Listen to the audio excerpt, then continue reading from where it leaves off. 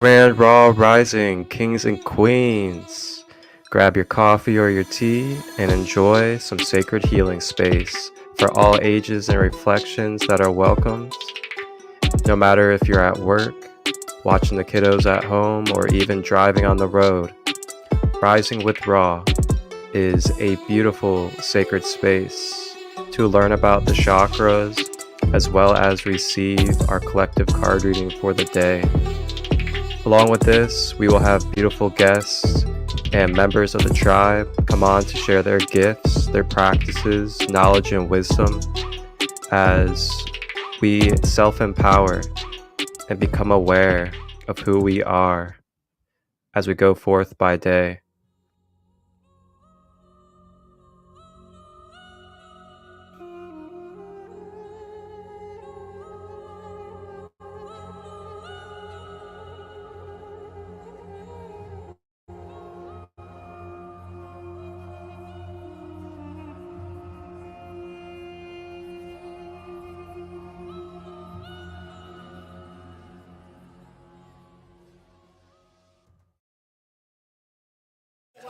Walking like an Egyptian, walking like an Egyptian, walking like an Egyptian, walking like an Egyptian. Yeah, she walking like an Egyptian.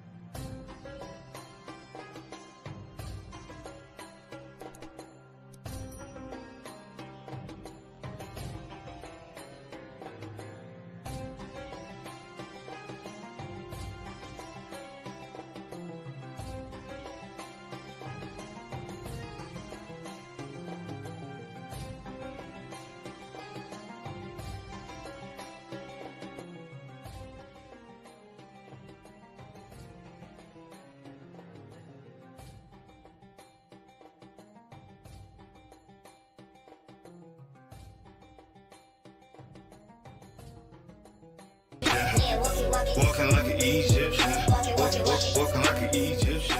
Yeah, she walking like an Egyptian. So also with Sea Witch, I'm also kind of feeling to share, the power of water. And when we're utilizing water, whether it's a bath, a shower, sitting by it, anything revolving around it, keep in mind too that you have the choice to either perceive and connect with water as just some physical form, or you can connect with water as a spiritual element. So what that means when I say sensuality is it's our ability to feel emotions. It is our ability to have senses and to feel our senses. And through our senses, we're able to process, we're able to feel, we're able to become aware of energy and information. You know what I'm saying? And at the end of the day, I never really heard anybody that was like me. You know what I'm saying? Because everybody was really trying to be conformative to, the structure of what was expected of them in a spiritual space. And I wasn't like that. And so that was another thing that kind of, really solidified me moving in my truest authenticity, because even with that,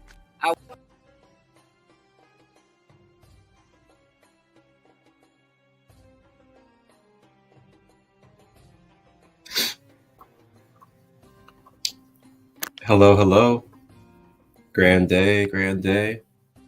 Welcome to another episode of Rising with Raw, here live on Instagram, Facebook, and YouTube. And thank you to all of you that are tapped in, that are joining us to rise together today on this beautiful Monday. how are we all feeling today? Maybe take a moment to have a pause, have a conscious reflection, and just take a moment to really analyze and be present with yourself. And, take a general scan through your mind. If there's any mental struggles that we're having, any mental attachments, any mental patterns.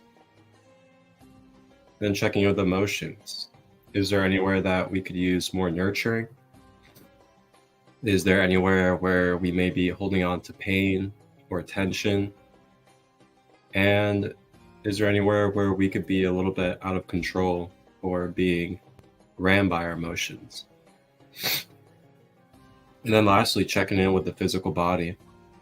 Are there any parts of our body that need a little bit of stretching? Is there any parts of our body that could use a little bit of decompression or a little bit of rest? So just take a moment, if you may, check in with the self this rising and just see where we're at with our being and where we are with our human self. And then from there, remember your tools, remember the things that you may utilize in order to bring clearing, bring restoration and healing to your being. And today we're going to be journeying into some tools that you may use, as we are going to be exploring the solar plexus chakra today as our chakra of the day. And then along with the solar plexus, we will also be having our collective card reading as tradition. And then we will be joined by our royal guest of the episode, who joined us last Monday on the first episode of 2-year anniversary.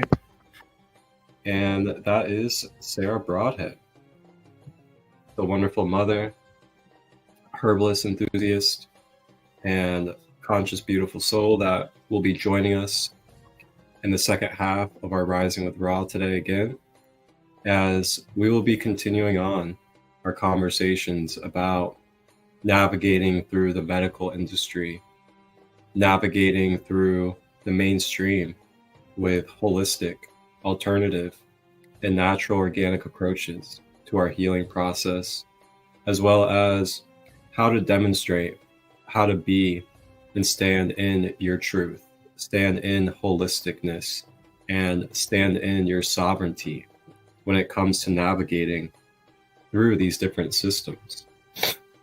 Because oftentimes what I find is, as human beings, we very much become externalized, and we have been so conditioned and so externalized to put full faith and full trust into these infrastructures and into these different systems that are now really becoming very much old systems vibrationally of where we're heading to and what we're becoming as a collective and individual species here on the planet. So we'll be talking about some holistic approaches. We'll be talking about some different ways to help activate and cleanse and balance your solar plexus chakra. And then we're also going to be talking about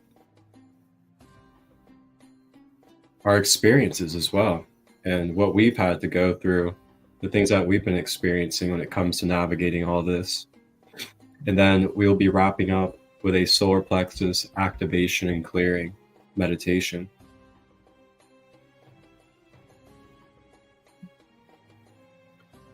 Alrighty.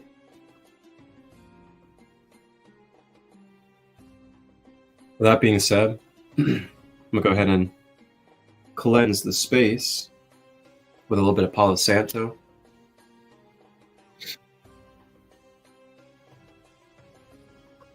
Now, Palo Santo is a beautiful, sacred, holy wood. It's actually known as being called holy wood. And Palo Santo is kind of similar to sage in a way, where white sage is cleanses energy fields, helps remove negative energies, things of that nature. Palo Santo does basically the same. but it also opens up new energy fields as well, where white sage more of clearing. Palo Santo clears, and then it opens up a whole entire new energy field as well.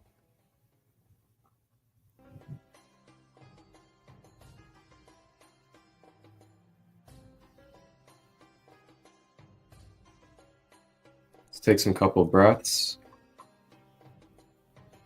as we cleanse the field.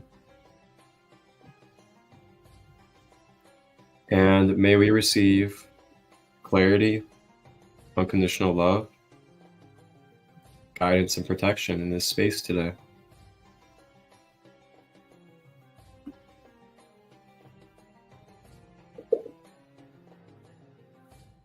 All right, it's now time for our collective card reading.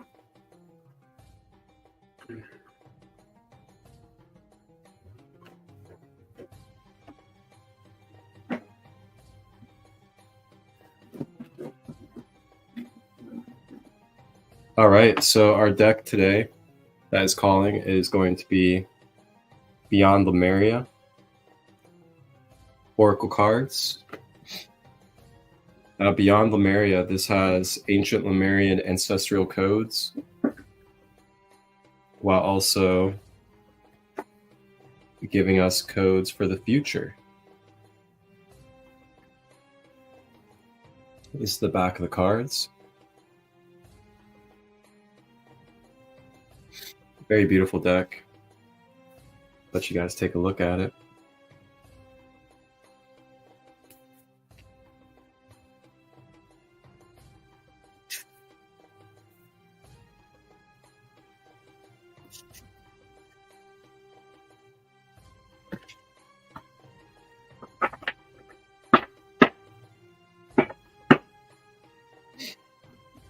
Alrighty. Our collective card for today. I just do a standard general one card pull for our collective. And just keep in mind too that you can always take it or leave it. If it resonates, it resonates. If it doesn't, it doesn't. These are just archetypes, energies, and forms for us to intuitively connect with and receive the energy and support of, if you would like to. And you don't have to if you don't want to.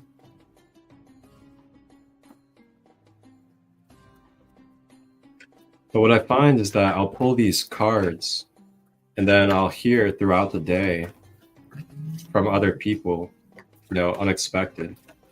I'll hear them talk about very similar things that the cards were telling. And that right there just gives me confirmation of really tapping into the collective field and what's really prevalent for us right now in this time. Ooh, okay. The collective card of today is healing. Number 30, healing. I'll let you guys sit with those codes for a moment. Feel free to connect with your third eye, to the artwork, to the Lemurian codes, the light language, if you want to.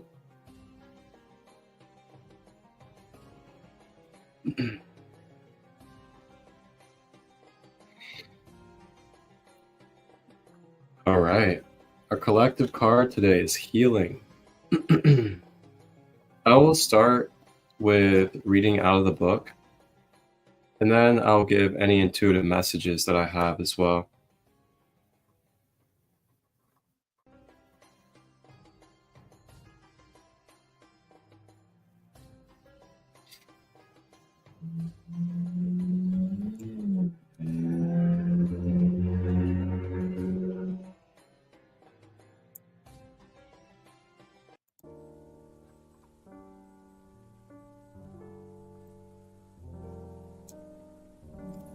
All right. So our card for today, for the collective, out of the Ancient Lemurian Oracle deck, we have healing, number 30. It represents energy rebalance, energetic awareness, healing yourself and others, exploring healing modalities, Reiki, the chakra system, your unique and innate ability to heal, color vibration, soul sovereignty, auras, and the meridian system, aligning to the highest good and optimal health. So right off the bat, I'm going to go ahead and guide you guys over to my YouTube channel. So you see words here under healing, such as chakra system, auras, the meridian system. So these are all that I have a full-blown teaching series on my YouTube channel. I'm gonna go ahead and share screen with you guys so you can see real quick. If you visit my YouTube channel, Sacred Light Healing and Wellness, and thank you to all of you that have been subscribing and following.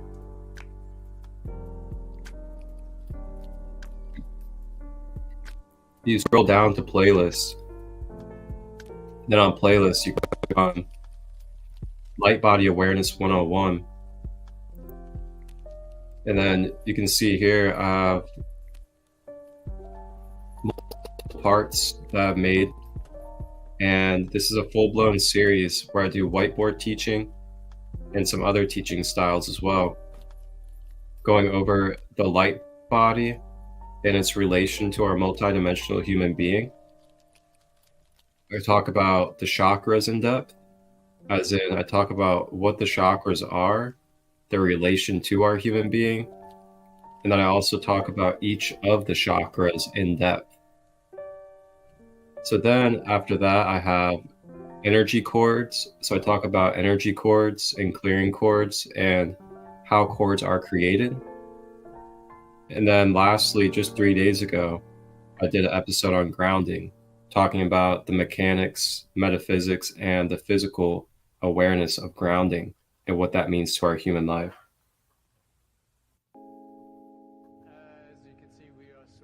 So you guys can check this out anytime, at your own pace, whenever. Sacred Light Healing and Wellness on YouTube. Light Body Awareness 101 is the series on your playlist. Check it out sometime.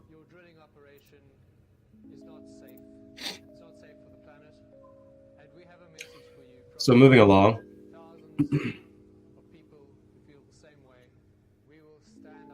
The Lemurians were well versed in their practice of the healing arts. They were naturally intuitive and accustomed to navigating energetic-based realities.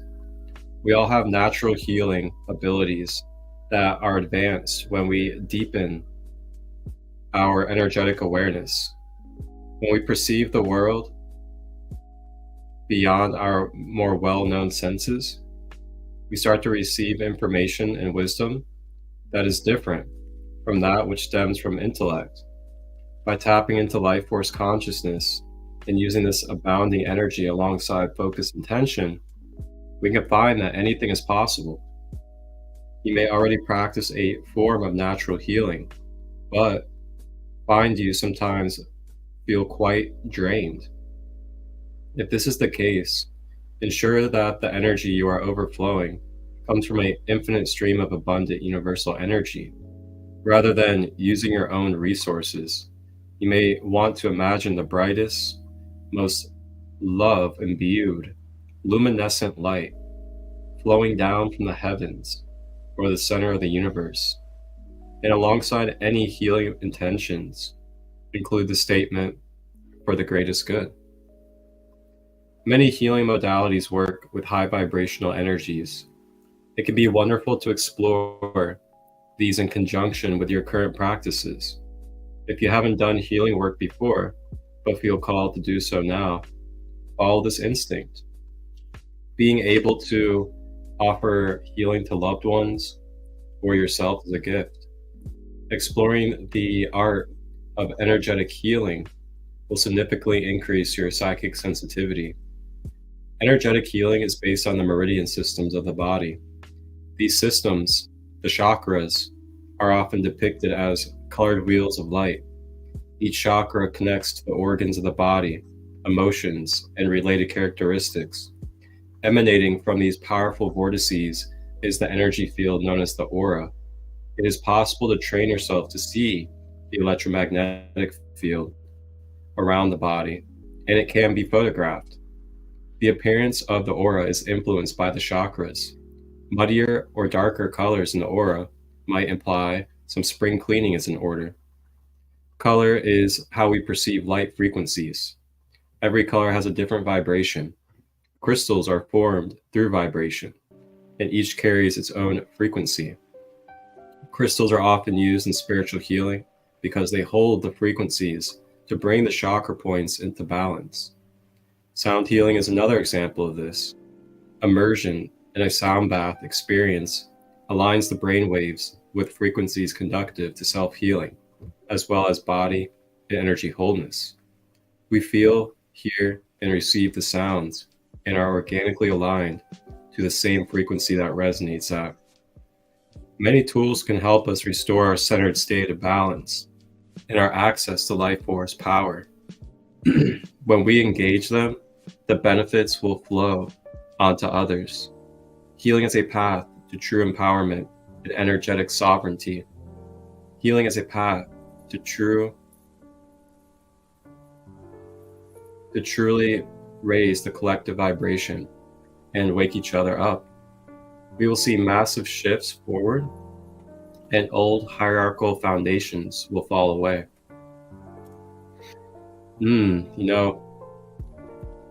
That last sentence right there. As we collectively raise our vibrations and wake each other up, we will see massive shifts forward, and old hierarchical foundations will fall away. That is a very key sentence right there.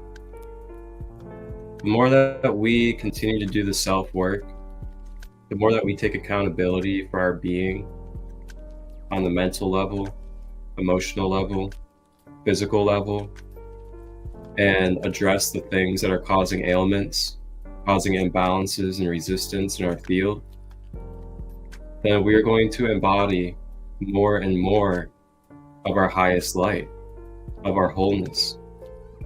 As much as we are doing the self-work, as much as we are focusing on our responsibilities and what we're accountable for as a sovereign, multidimensional being, then what we see is we unattach, or we clear out our attachments and dependencies that we have external of us, which includes the system, which includes the world, which includes the government, and all these different figures. The more that you're clearing yourself, the more you're detaching from needing to be attached to the world, and you're staying in your sovereignty, you're staying in your light and your power and your truth, then the more these old hierarchical and patriarchal and capitalistic systems will start to dissipate.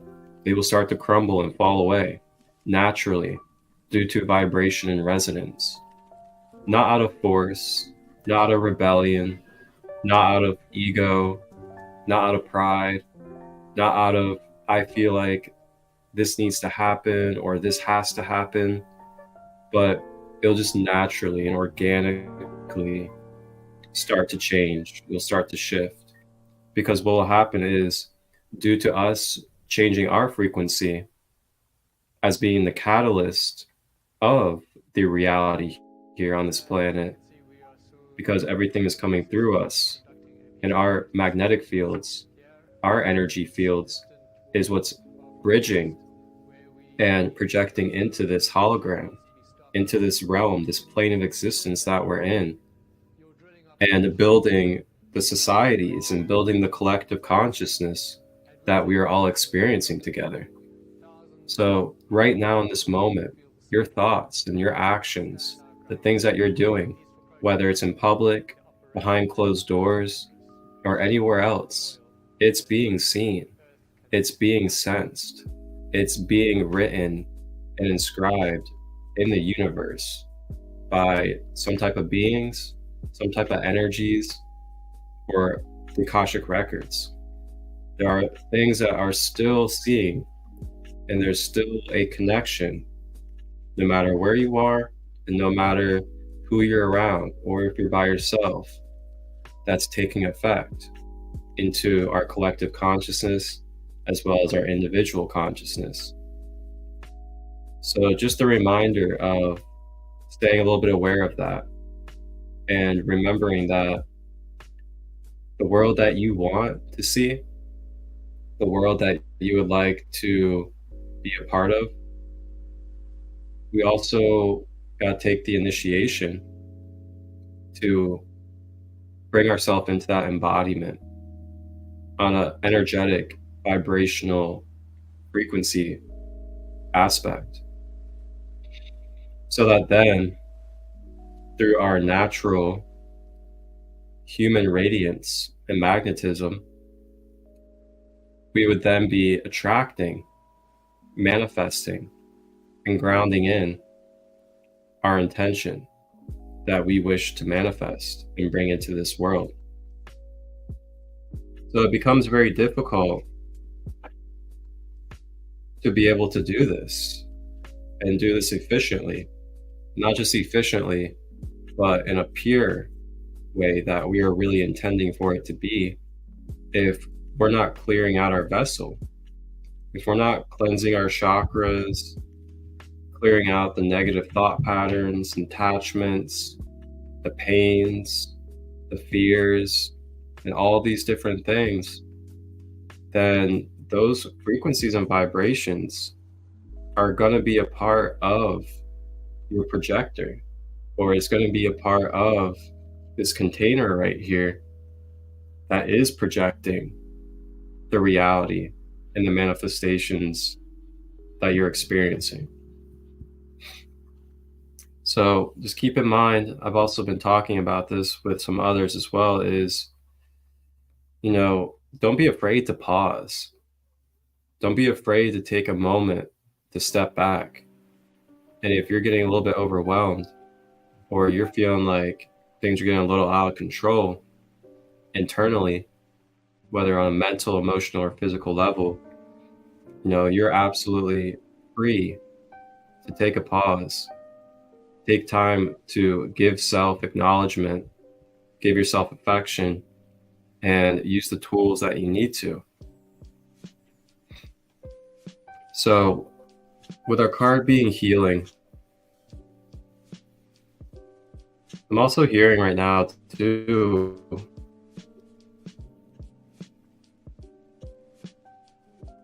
if you're someone that is either uncertain or has been really feeling like taking a certain step or needing to create a fresh start or a new change in your life, this is the time to do it. This is the time to set new boundaries. This is the time to let go of connections that may not be healthy for you. This is the time to start thinking for yourself and really putting together what it is that you would like in this world, or what you would like to be a part of, or what you would like to bring. And then see what type of steps you can take one by one in order to achieve that and manifest it. And if you don't know where to start, you don't know your purpose, or you don't know what you want, you can always just start with doing an inventory on yourself and beginning your healing and cleansing process, which is kind of like what I was saying in the beginning, checking out your mind, checking out your emotions, checking out your physical body. And if there are things that could use address, go ahead and bring focus to that and allow that to be your priority. And then what I typically find is the more I'm clear, the more that I have healing within my being, then my intuition flows through me more natural, which then gives me the guidance, gives me the direction of my purpose and what I need to do to feel like I'm in my purpose and share my gifts.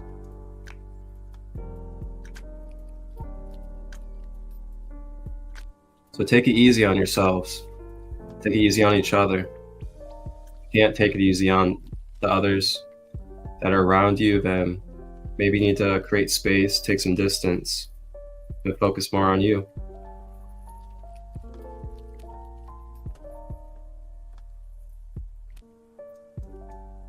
Allow yourself to surrender. I'm hearing that a lot of us are in our masculine energy. We're always trying to prove things. We're kind of like in competition. We're always in go mode. We feel like our worth is based off of what we're creating or how much we're working. And I invite you to slow down from that. Allow yourself to ground a little bit more. Bring some feminine nurturing into your life. Prioritize spaces to take care of yourself in between things.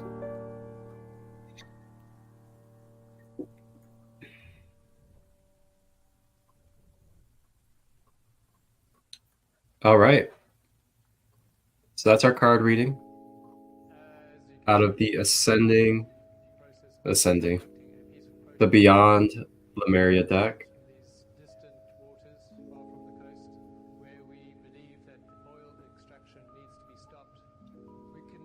So now we'll go ahead and navigate on over into our chakra of the day.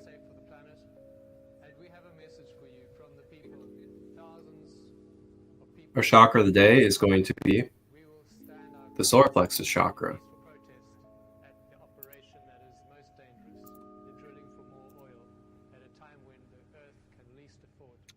The solar plexus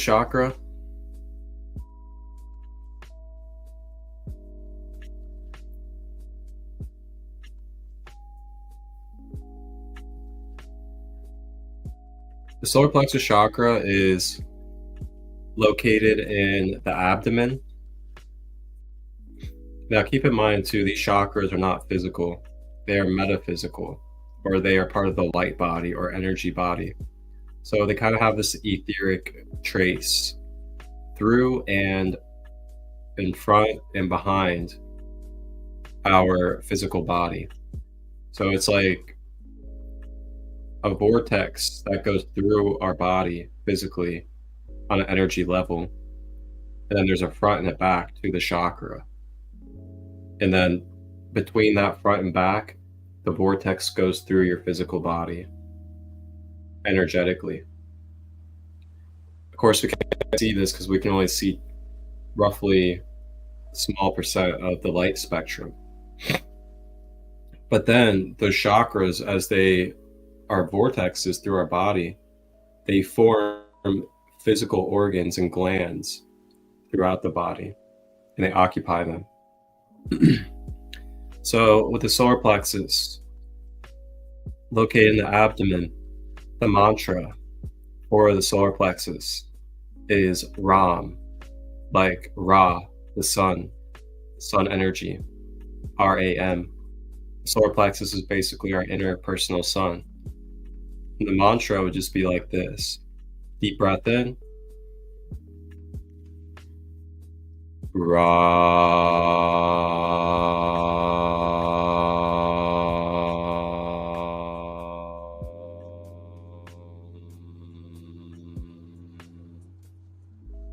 And you can just repeat that as much as you would like to help clear out the solar plexus. Traits of the chakra. It is a 528 hertz frequency. It resonates at the color yellow. It governs the stomach, liver, and gallbladder. It is the characteristics or manifestations of willpower, inner strength, confidence and self-esteem, gut instinct, our ego, then self-control and decision-making. Now, when it says ego, it means your human characteristics. This is where you start to develop your characteristics. This is where you start to develop the different human traits of yourself that can then begin to process and express. So, overactivations in this chakra can look like being egotistical or full of yourself, being demanding upon others, being possessive, being overly competitive and ambitious,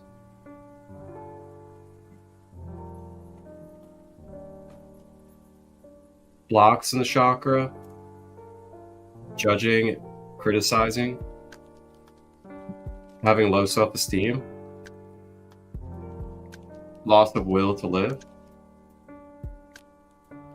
digestive and diabetes issues, quitting quickly, identifying with the world, and then becoming dependent on the outside world for our self-worth. And I invite you, if you can acknowledge any overactivations and any blocks currently in your personal life within your solar plexus energy center, feel free to maybe journal that out or to bring it forward in your mind.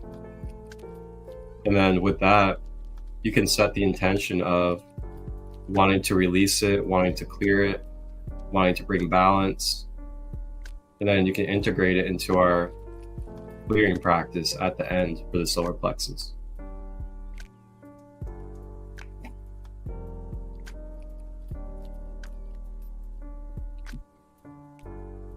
All right, so now some foods and herbs that you can use to help balance and activate your solar plexus. Lemon, banana, pineapple, squash, sunflower, dandelion, quinoa, ginger, turmeric, mint, and lemon balm.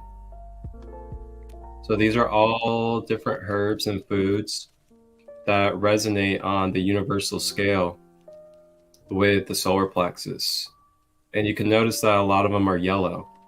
So that coordination of frequency is a parallel connection.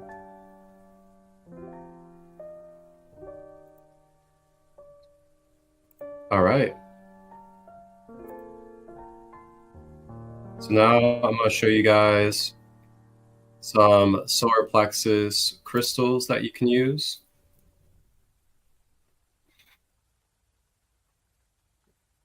So we have fire opal, tiger's eye, citrine, sunstone, yellow jasper, brucite, gold obsidian, and yellow sapphire. All beautiful crystals that you may use to help your solar plexus. And we have a message for you from the people, thousands of people who feel the same way. Keep in mind too that crystals are also living consciousness. They just are not able to interact with us in the ways that humans do.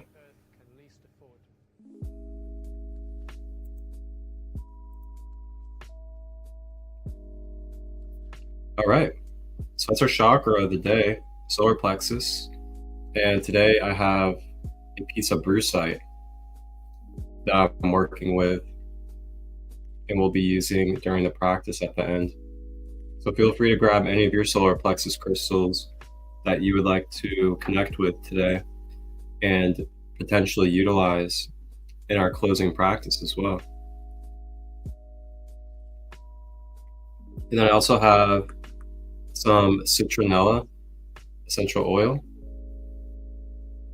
which is also a great oil to help with upliftment and activating energies, just like the solar plexus.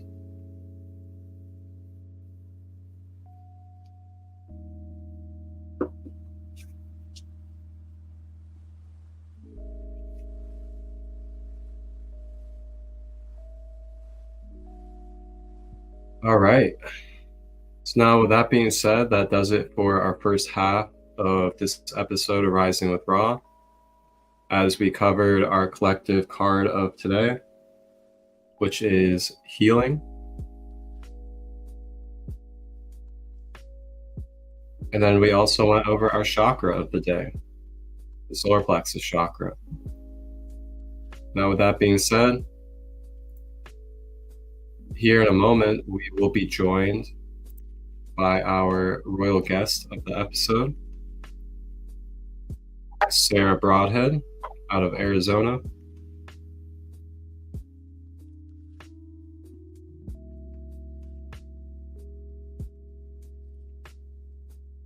And we'll be back in a moment. Feel free to grab some water and hydrate. Get yourself comfortable.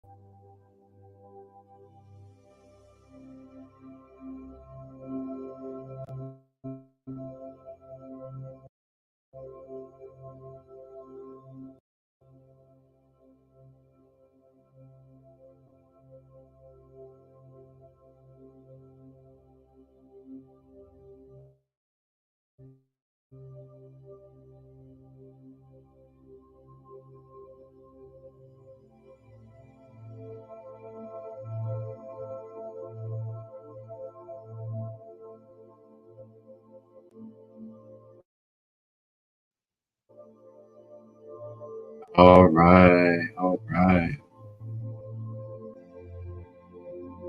Well,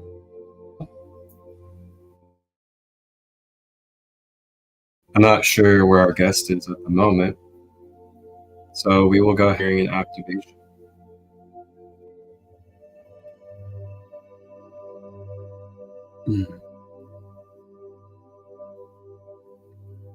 So if you'd like, go ahead and grab any solar plexus crystals that you would like to use for your solar plexus today.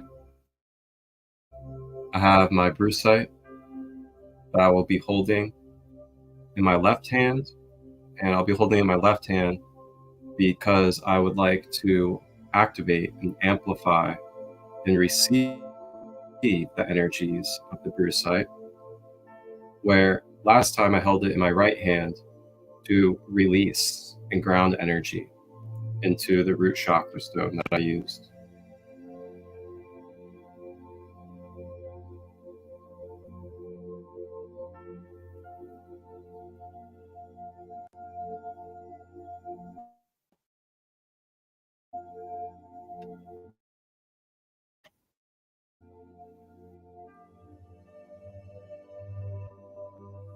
All right, and with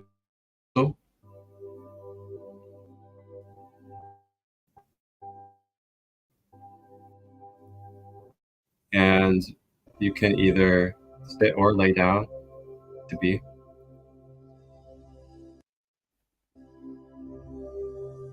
And if you're sitting, having your back as straight as you can,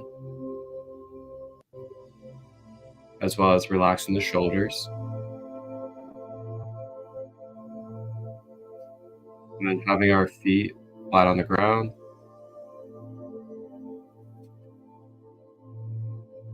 And then checking in with jaw, making sure we're not clenching our teeth.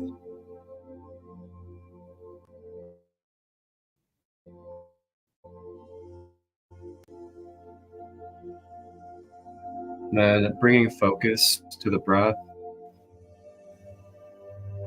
Breathing in through the nose. Drawing that breath down to the abdomen at the solar plexus. And then exhaling out of the mouth.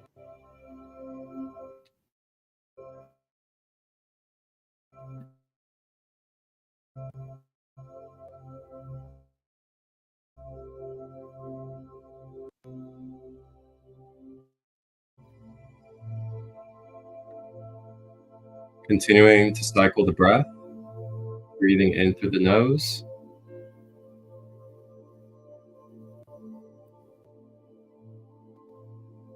Flowing it through the solar plexus.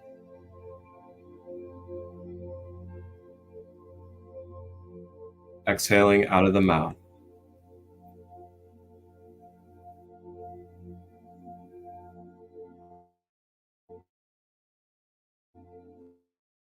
Staying with the breath, as there is no slow.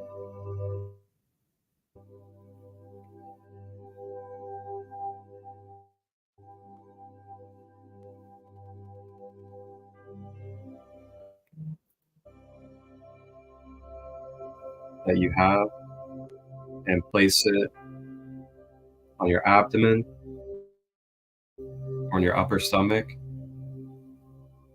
and just hold it with your hands on top of it.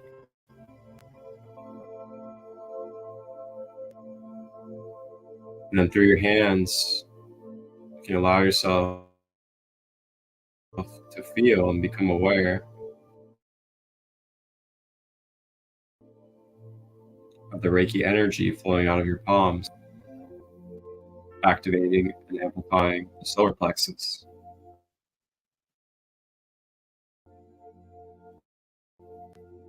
Staying with the breath.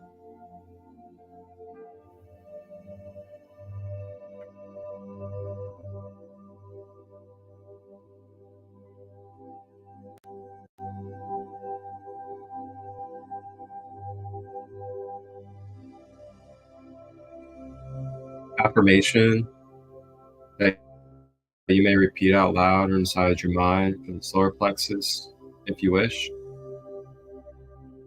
goes by. I am releasing any resistance that has caused self-doubt, low self-esteem, and a lack of confidence in my being. I release all forms of opinion and judgment that do not suit my wholeness of who I truly am.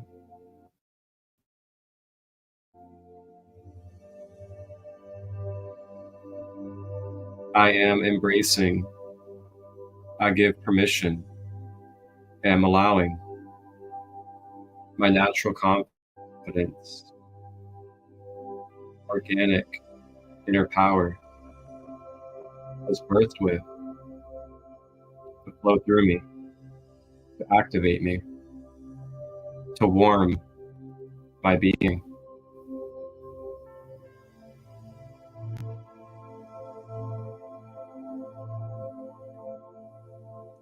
Times of distress and times of challenge,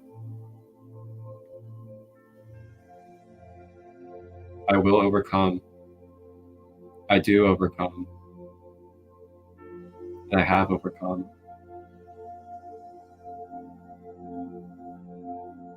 I let go of the attachments to the world identity for who I am.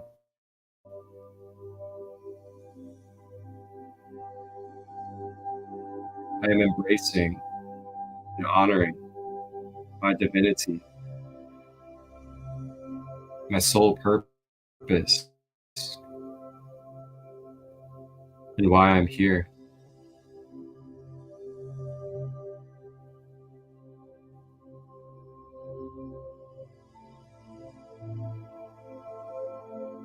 I will take action in my life with my prayers and with my meditation,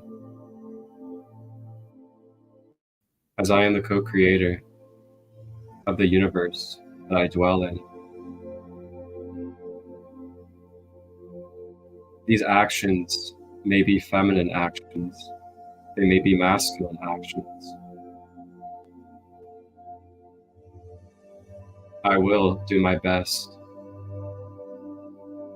to balance both within.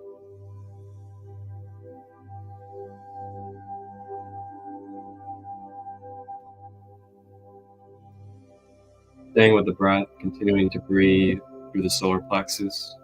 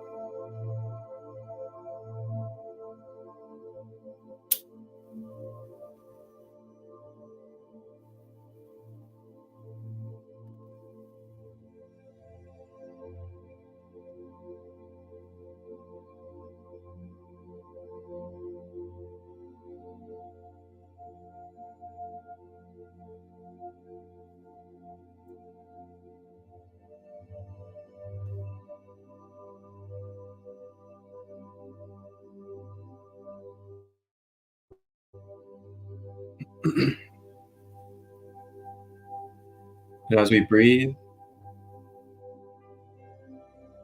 beginning to now make our way consciously to our physical body.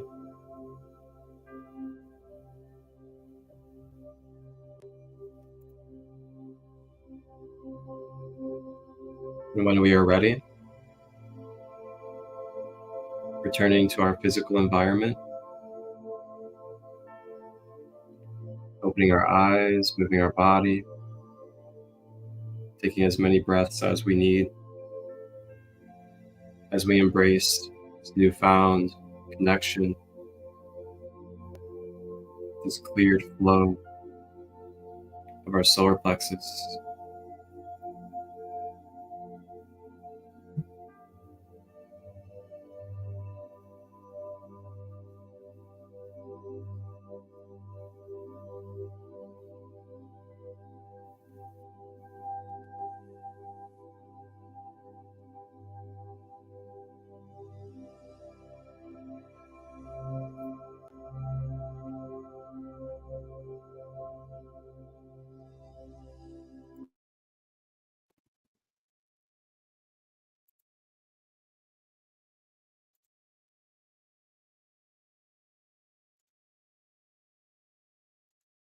p.m. EST. Dive deep into understanding your throat chakra. Learn about blockages, overactivations, and how they impact your life. In this free, donation-based session, you'll engage in reflective journaling to identify and release your own blocks. Plus, Marcus will guide you through a powerful throat chakra clearing meditation. Feel the liberation of true self-expression and clear communication. Don't miss this chance to empower your voice and speak your truth. Sign up now at sacredlight33.as.me or DM us directly for the room link. Your voice is your power. Let's amplify it together. Join me, Marcus Christolight, Saturday the 24th at 4:44 p.m. Eastern for an online, free, donation-based throat chakra empowerment flow shop. We will learn about the throat chakra, how to identify blockages and overactivations, journal, as well as do a guided meditation. Free donation based, you may sign up at sacredlight33.as.me or direct message me to get the link. Ashe.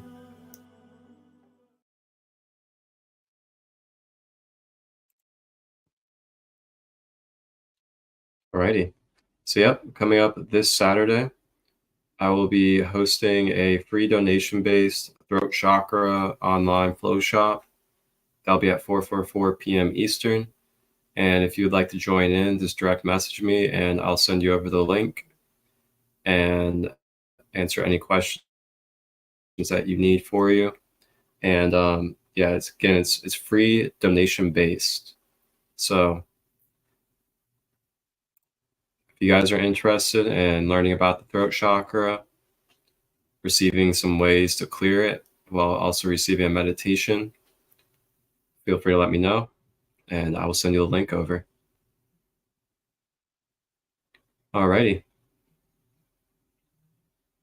So I'm gonna go ahead and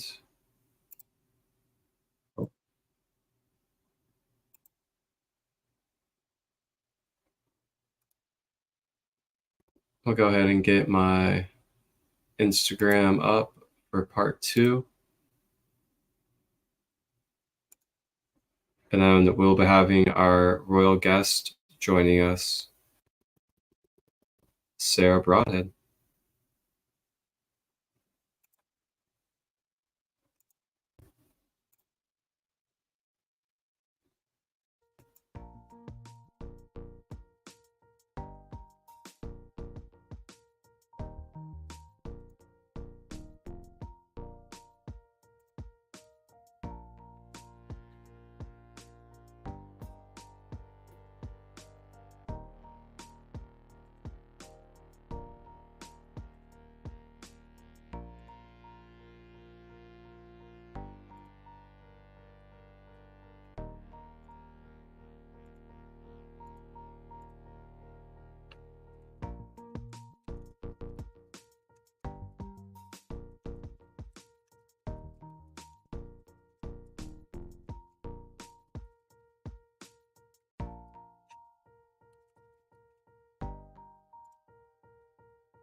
Bum, bum, bum, bum.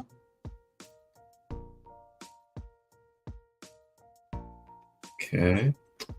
Bum, bum.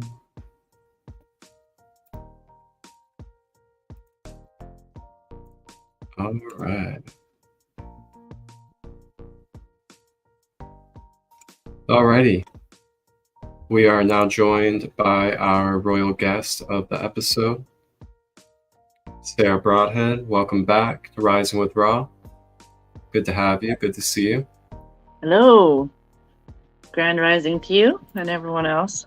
How are you today? Grand Rising. I am pretty good. Pretty casual today. Just feeling just really balanced and kind of in this space of what feels like the transitioning into a new phase where I'm starting to naturally lessen my hours at my delivery place and really clearing out the patterns of fear or the patterns of anxiety or anything around finances when it comes to this transformation process of shifting from, a stable, consistent work life to being more in the unknown and embracing intuitive flow and just continuing to put forth my passions as my way of service and finances. So that's where I've been at, just trying to release those limited beliefs and release the fears and the things that linger through, human beings as we go through such a process. Oh, that's interesting you say that, because I'm going through the same thing. How do you? Pardon? Mm-hmm. Can you hear me okay? I just said, how are you? Oh, yeah. Well, I'm going from the same thing. Basically, I'm in the process right now. I'm using the energy of today's full moon and everything to help me clear out this old energy. And I use some lemon herbs here with my citrine in the meditation a moment ago. And I intend to carry this energy with me all day. But no, it's funny you say you're going through the same thing. I too am going through that as well, where I'm switching the process of, I'm getting more time on I've always said, aloud, which makes it so that I was time poor. Now the universe is giving me my time that I need, and my chapter is switching as well. And I really was inspired by what you were saying earlier, by just taking baby steps, just taking the first step. That is so important. And I'm kind of at that point with my life right now. And that's what I'm doing, is taking that first step today and using Steps this are energy. important. Yeah, it's overwhelming, like, not in a sense of feeling, you know what I'm saying? It's just overwhelming with everything going on. Yeah, because if we're trying to just go from point A to point F, and then we're just like completely overlooking and not even taking into account the process of what it takes to become that, or to get to that embodiment, then we set ourselves up with all these expectations and all these different things that then set us up into things like resentment, anger, frustration, entitlement. I can go on and on. Like, the list is probably huge on the things that we set up for our own self to go through by choosing these limited beliefs or these expectations. And I found more and more just trying to eliminate, timetables and expectations about things has brought a lot more ease, a lot more peace, and a lot more simplicity to not just my everyday life, but my processes of what I'm becoming or what it is that I'm manifesting and creating. Yeah. The linear thought process sneaks up on me sometimes. Like, I think it should go, I should be doing this, that, other to get to my goal. And then it's like, if that happens, and then things throw that askew, and then the other stressors in life happen all at the same time, it's like, oh, and that's where you have to start your grounding and all your stuff, and, your cleansing processes and your energetic cleansing processes. That's what I find is, like, the last time I was on your show, we spoke about the root chakra, which, they all obviously work together. But I'm thinking about all the things we talked about last time as far as the I amness. This is so similar, it's all the pieces of the puzzle, right? To make the whole thing work. That's why I really appreciate your episodes here, your podcast, because it's so cool getting this kind of information, to be able to work on yourself You know, and that was one of the things, just let me add real quick, not to go off topic here, but I had to allow myself permission to take time out of my morning, my AM schedule, right? To give myself meditation, to give myself spiritual lessons, growth, reflection, you know? Mm-hmm. And that's also a good first step, is allowing yourself permission. Because we're so programmed to just work. We gotta go to work. Oh, it's 8:30. I gotta go. Yeah. Mm-hmm. Yeah. So that helps me in my flow a lot too, is giving myself permission. Oh yeah. Anyway.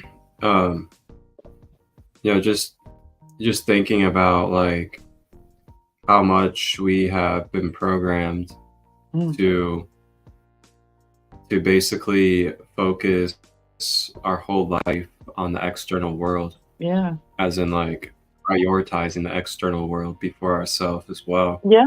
And this includes like, you know, our children and everything. Like we have been on such an autopilot through our generational bloodlines of, you know, patterns of basically, you know, putting the outside world, putting things outside of us before us, and really like giving our attention and giving our focus to everything in the outside world instead of within us.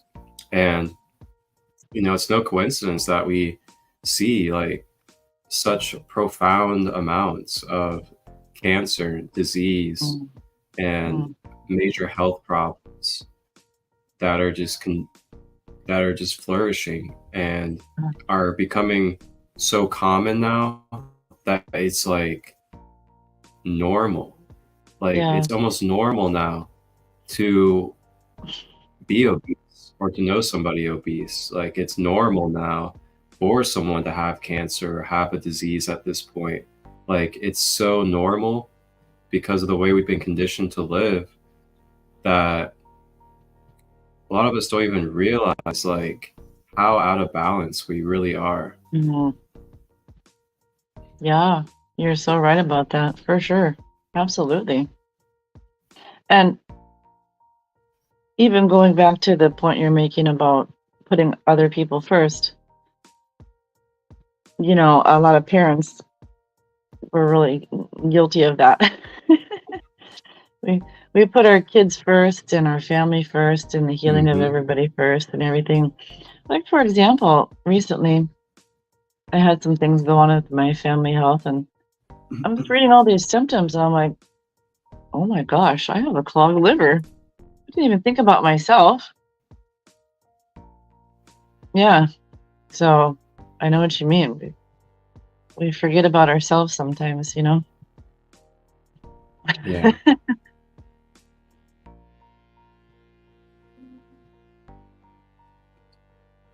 And, you know, this is really, you know, it really relates to the solar plexus chakra because, you know, our solar plexus is our ability to take action. It's our ability to do. It's our ability to put forward our energy into the world. And what you can find is, you know, a lot of people in this world have blocked up lower three chakras, solar plexus, sacral, and root chakra.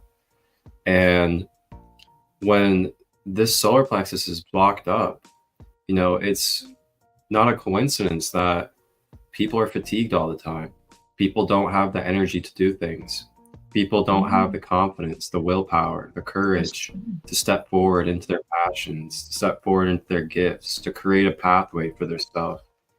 And if you're out there struggling with these things, there is a way to go within. There is a way to sovereignly work on clearing this to help open up the energies for you to be able to have that willpower, that courage, that actionable energy to put forward. And it's not, you know, something that you really need to like blame yourself about or feel like you're doing wrong. It's really just more about like what is, seeing things from an energy and vibration standpoint, and knowing that your chakras your whole entire being and your energy field is based off of the calibration and attunement of your vibration of energy. So if you just focus on reattuning yourself and realigning your energetic being into the vibration, into the embodiment that you wish to be at, then that is a more holistic, that is a more whole route that you can go, is dealing with the chakras. Because the chakras, if you guys ever do take the chance to check out my Light Body Awareness 101, I literally teach and demonstrate on the whiteboard the correlation of the chakras to us. And the chakras are basically like the bridges or the gateways that bind together the different layers and bodies of your aura or your energy field in order for your physical human body to be able to experience them and experience different mental and emotional and spiritual dimensions of life.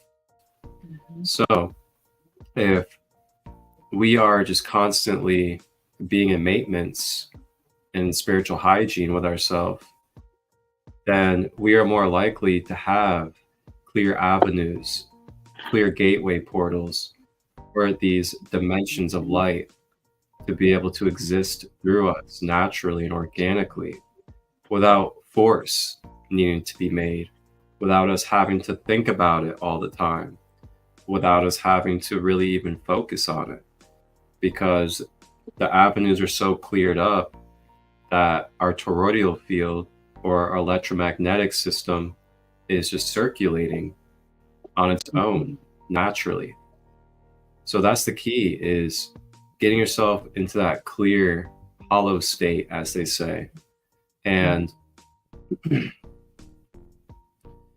know, it's no coincidence that in this reverse like matrix that we live in, you know, everything is so externalized. And the more that we just continue to externalize everything, the more we create attachments and cords. And then those attachments and cords end up siphoning our vital energy, our kundalini, our life force. And this happens unconsciously as well as consciously.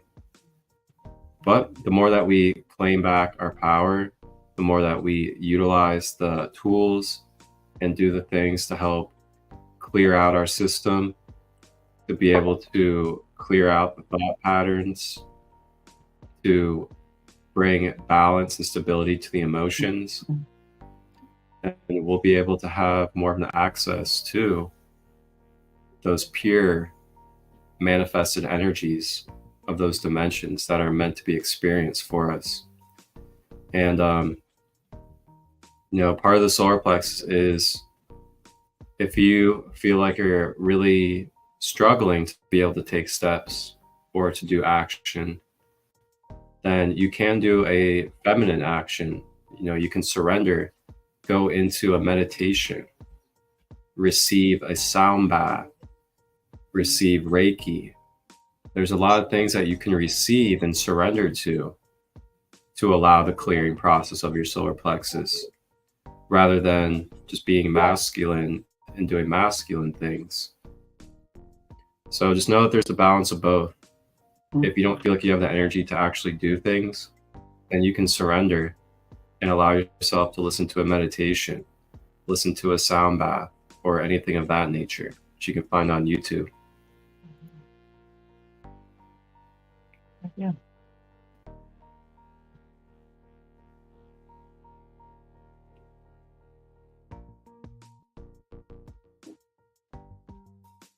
You know, one thing that I really enjoy doing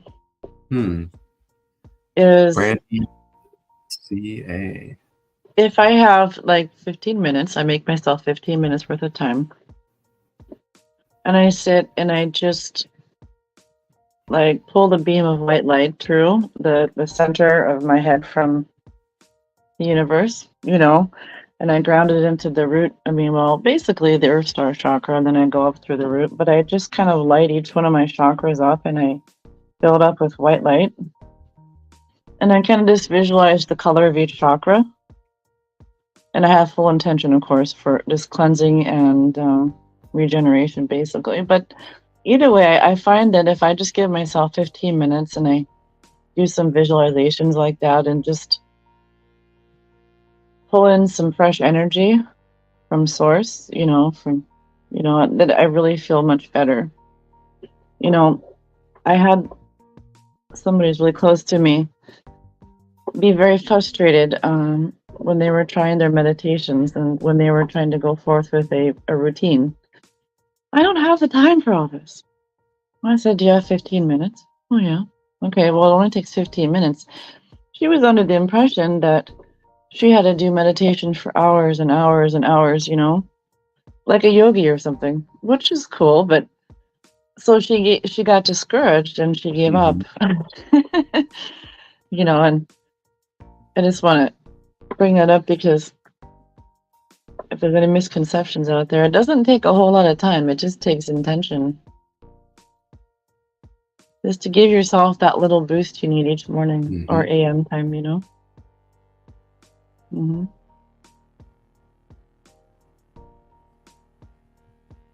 So anyway, if I give myself 15 minutes, that's like, what even for me.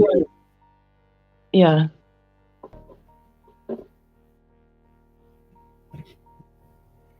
Yeah, even for me, as much as I do all this, I only reserve about maybe 20 to 25 minutes of the very beginning of my day. Like as soon as I wake up in bed, I go straight to a 10-minute chakra balance meditation. And then directly after, I'll do about 10 to 15 minutes of yoga. And, that right there is literally less than a half hour. And in less than a half hour, I've done clearing and a balancing of my chakra centers, as well as, woken up, stretched, opened up my body to be able to be more integrated with my light body and my emotion and my mental. So yeah, it doesn't take much time. And I'll be honest, I myself fell off from doing and practicing every day. However, in my profession, I clean houses, and I've been doing the jobs I've been doing for a very long time. So it's pretty much like my body's just on autopilot. So I do have a sense of meditation during those times, but I wasn't actually doing the practice of meditation up until recently again, because I did it every morning I keep saying that word, every rising for about 3 years. And then I just kind of, I don't know what happened. And so now's now, and I'm going forward with it again. But so, hey, it happens. That's right. We gotta be able to give ourselves grace and to know that, as human beings, one of the best ways I find to explain it is like, these human beings are basically like machines. It's like it's like a programming device, and the programmings that may be embedded within this being or within this device could have been embedded for so long, for years upon years, like since you were born, potentially. And then sometimes it takes more time, it takes more energy, it takes a little bit more effort to be able to clear out those deep and embedded programmings, just because of how much repetition, how much consistency we have built habits of with that. And very true. That's why, it's a process, because these third dimensional beings are, as they say, basically the most dense, the most lowest vibrational form of our human being. So therefore, it moves the slowest energetically. So then it's going to take a little bit more of a process for the physical part of you or the material part to be able to manifest compared to the mind, compared to the emotions, due to the density of the body. Indeed, it does. Sometimes, yeah, it seems like time's changing, but yeah, no, I've always been a high vibrational person, so that's been a personal challenge of mine as well, is to learn to be patient for this manifestation to become Yeah. reality in this dimension, you know? Mm-hmm. Yeah, for sure. Very interesting. So I was gonna ask you, what kind of herbal remedies or herbal concoctions have you either, personally made or used, or Yeah. would you think would be great for the solar plexus? Well, if we're talking about the connective organs of liver, gallbladder, things like that, well, that would be your filtering and elimination, but also bringing in of energy. So the whole flow would be like if you were to balance your chakra and get the energy flowing through, you in theory would want to take a tea or even, prepare during the meditation and maybe even afterwards with like a tea for several days, like a detox tea. I would say maybe things like dandelion, cleavers, a lot of different. I actually have a really nice blend in my kitchen I could go grab right now and show you the ingredients of that I put together that I was going to make today, actually. But you'd want to get the liver going and you'd want to get the gallbladder. And that includes the bile, the basically, if your flora and your digestive system is decent, you can keep the processes going. Now, if your flora goes off, that's the first thing, and then it starts filtering down into your other organs because the other ones have to work harder then to cleanse and detoxify and stuff like that.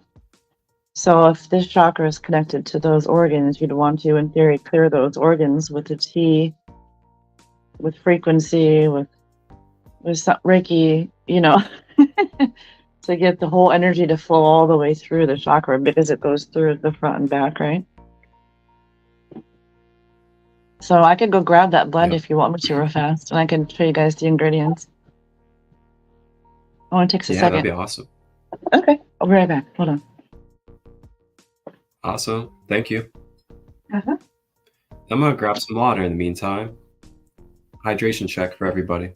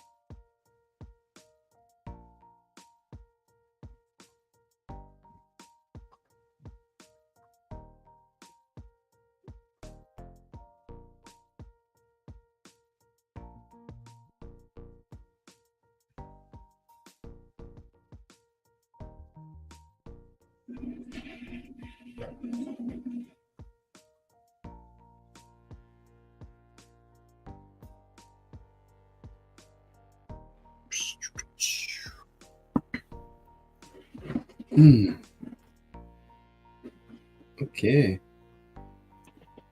Let's So what do see. we got? Well,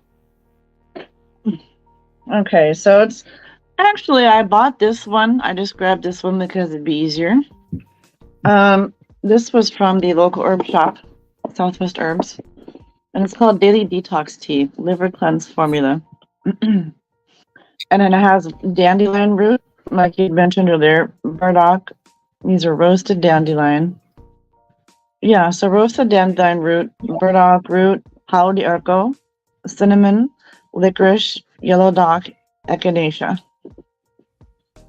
So basically, the dandelion root, the burdock, the pau de arco, those are bitter herbs. That sounds And delicious. they're, yeah, it would be really delicious with that licorice flavor and the cinnamon. It has a nice smell here. I don't know if you can see. Probably not. It's probably backwards, but I don't know if you can see that.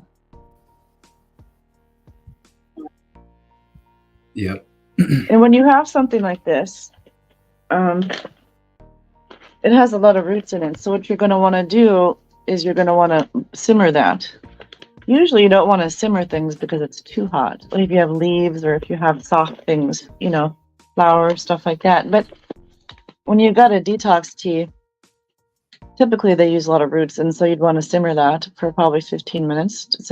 It says here 25 minutes actually on the package. So yeah, and so what you want to do if you were to go to the herb shop or even to a store and pick up these herbs and blend it yourself, you'd want to do this process probably 8-ounce cups, probably 2 or 3 times a day, at least 3 times a day, for at least 10 days or so to get the liver cleansed out.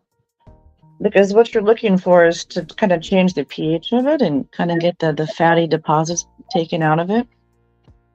If you're really interested in doing a liver detox, there's actually a protocol, like a step, step 1, step 2, step 3, step 4, in order to do it the right way.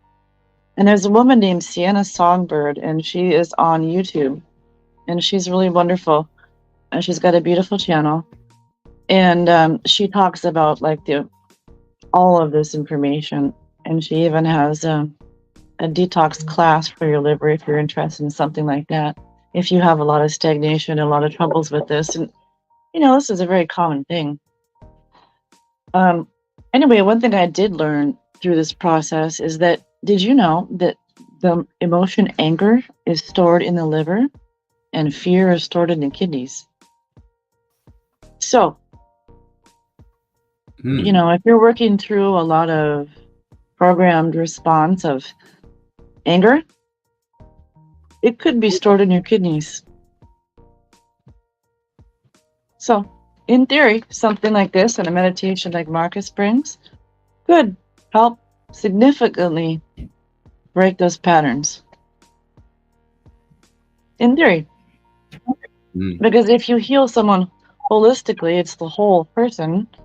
So energetically, physically, mentally, it's a pretty good start. You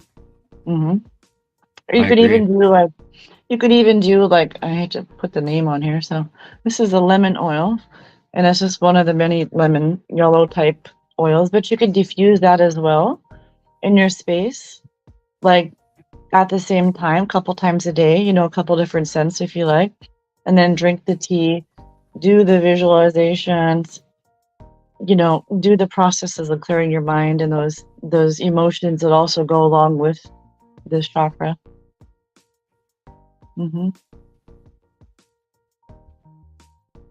Yep. And I could send you over a list, and you could put these in the comments if you like. I would have had it more prepared. But that's what I would do. This is actually what I'm doing right now, because last time we spoke, I went briefly into the conversation about a recent experience with my son and his appendicitis. Well, guess what? As I'm researching appendicitis, I learned that, a stagnant liver is the trouble that causes all of it to happen. And I was like, oh. And so I started reading about liver. And then I was like, wait a minute. Mhm. I'm reading about myself. Oh, crap. So I've been doing a deep dive into this. And that's how I know about Sienna Songbird. And I know that there's actually because I was just going to do like a parasite cleanse. And I was like, wait a minute. There's a way to do it. Okay, so I backed myself up to learn about it. And then I learned, actually, no, first you have to do a liver flush. And then you have to do all that stuff. So I'm like, oh. So yeah, I'm glad that we're talking about this right now because I think it's very important. For me anyway, in my own journey it is. But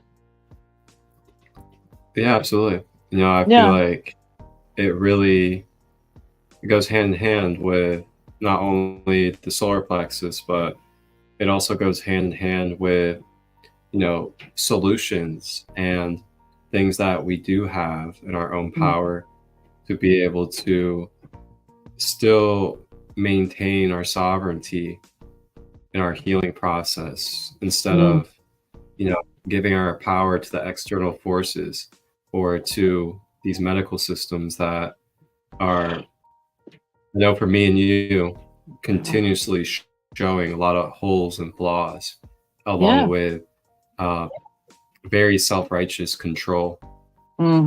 Ego. And yeah, if you think about it, if someone has lethargy, like this can't seem to find that get up and go no matter how much, it could be also the liver too. It could be stagnant energy in there. There's a lot of different things. I mean, yeah, for sure. I mean, you think about the diet that's propagated in the mainstream world. Think about all the artificials and food dyes and sugars that are promoted in the world. I mean, these things directly attack the solar plexus and the sacral, and it creates a lot of distortions, a lot of blockages. Well, so let's say if this is this sacred, if this chakra, my kitty, hi Lucy, if this chakra, right, is the liver, yeah. Well, if you think about it, okay, so if this is the liver chakra, right, and the cleansing and everything, and it gives you a different perception, then it affects the other one too. The sacral chakra, they're all affected. If you start to think about, you go, gosh, why is this important? Yeah, it's here. Oh, there she is. There. Anyway, it's just, I'm sorry, my kitty kind of threw my train of thought off there. Sorry, but yeah, it's just interesting how they're all connected so carefully and so intertwined. One can directly affect the other. Chakra. Yep. That's right. It's a system, chakra system. Yeah. Right. Yeah. Oh, you were saying about, the food. Going back to the medical system, like, this is how you can tell it's not a medical system or a health system. Because if you go to the hospital, it should be the pinnacle of health, right? Go look at their cafeteria. What do they fry with? Seed oil. What does seed oil do?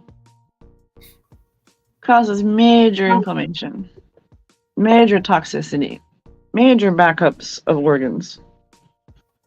But they say it's heart healthy. What? Right? So that just shows you right there that the system is corrupt. The game is rigged. The table's turned. Yeah. I mean, gosh, we live in a world where, fast food is the most promoted food in the world. And think about the nutritional value, think about all the toxins, and then, also realizing that the solar plexus is connected to our gut instinct. And, our gut instinct is so important for our human being. And just our whole operation system, especially when it comes to the chemicals in our gut that give us, feelings of our emotions that allow us to be able to actually sense and feel the energy that's coming through us. And if we are blocked up and dried out in those areas, it becomes very, very difficult for us to feel and to be able to actually have a current of energy to flow through us for creating, for having vitality, being able to get through your everyday life, being able to be there for others and support your family, and all these different things get affected. Probably the exact reason for GMO foods, to disconnect us from the life force energy. Because there is life force energy, however, it's been skewed. Just like when there's clouds that they're put there, right? I don't want to put the name out there, but they're long and they're skinny. They spread out. We have all seen them, right? That's diluted sun codes. So they do that for a reason as well. Not just to pollute us with all these yucky toxifications, aluminum, all this stuff, barium, strontium, all this stuff. They also do it for other reasons too, because energy comes from the sun and it's light codes. And so if they diffuse it, well, then it's a diffuse code. I mean, we'll get the full energy eventually, but I mean, like, it just causes dismay was what their favorite thing, to do is. So the food also causes, troubles with the energy. Oh yeah.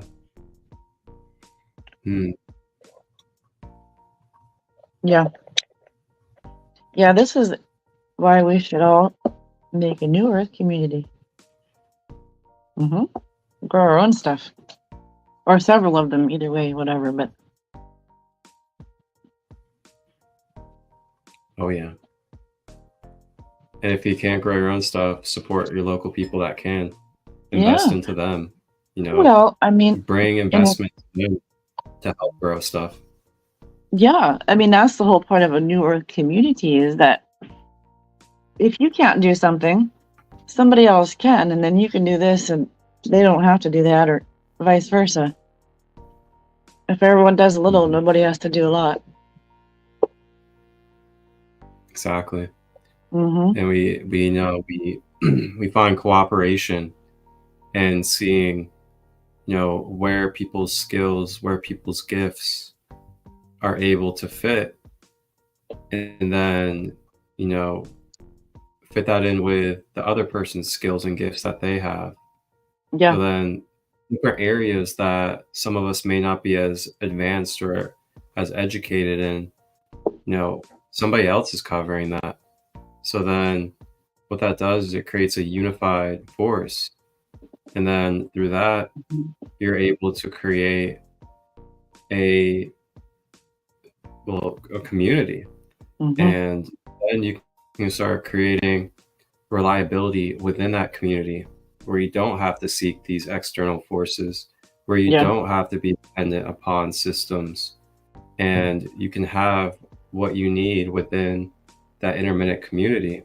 And on top of that, you're then able to step more into your own sovereign way of how you want to share current, whether it's through physical currency or whether it's through trade and skill and energy exchanges. I would imagine it also gives you a sense of empowerment too, because it's not just you living this way, in your house. It's everyone in all their houses living together as one, and unity is the way of the future. So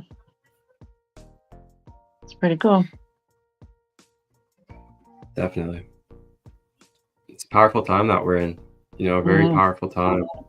And there's so much opportunity that's given to us right now to be able to really just step up and step forward in our powers, and to do it authentically and do it with intention.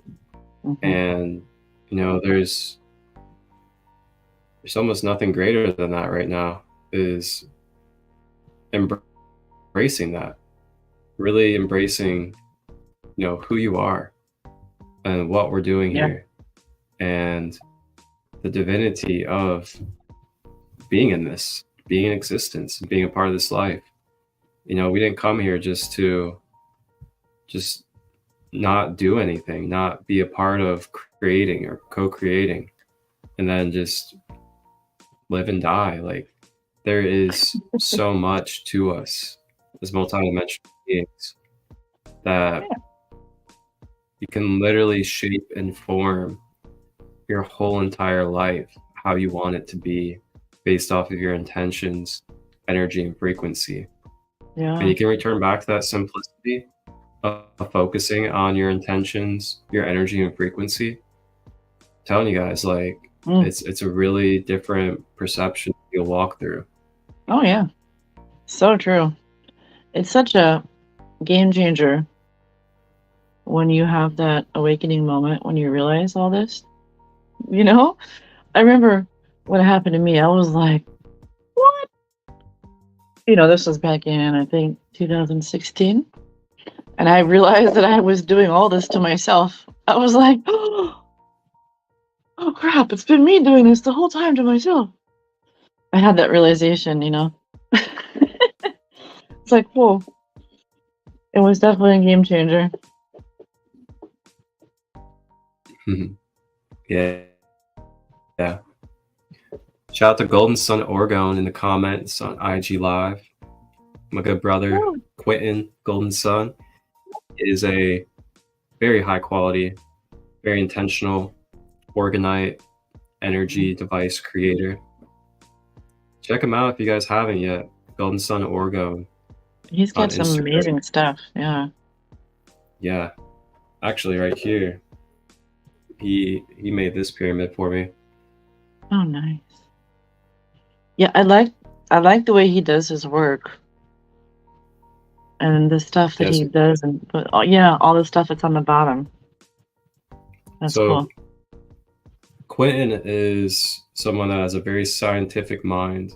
I know he's studied a little bit of, I don't remember what he said. I think it was physics or engineering, but something like that. And he utilized that knowledge intentionally with his pyramid building. So in this pyramid, you have flower petals, and then you have lapis lazuli, and then you have gold flakes all around up here. That's cool. And then these right in here, moss agate. I like the different elements he puts in. That's cool. Like, and then he has these copper wheels on all four corners. Oh yeah. Which amplify and direct the energy. That's cool. And then there's amethyst as well. The amethyst is at the very bottom, below the lapis. Beautiful. Now on the bottom here, you have a toroidal field, along with a copper tensor ring. That's cool. And this actually charges. This is an energy charging space. So you can literally put your cup of water on it, or your cup of whatever, and this energetically charges it. Wow. Due to the toroidal field.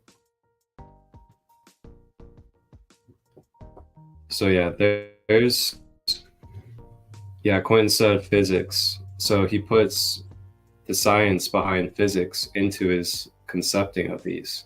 That's awesome. Which is, that's a hand-in-hand thing. It's a very powerful thing to do. I would love to get myself like a set of 4 to make a grid around my house. That would be awesome. Yeah. Definitely. I mean, I'll start with 1 or whatever, but yeah, no, that's great. So for everybody out there,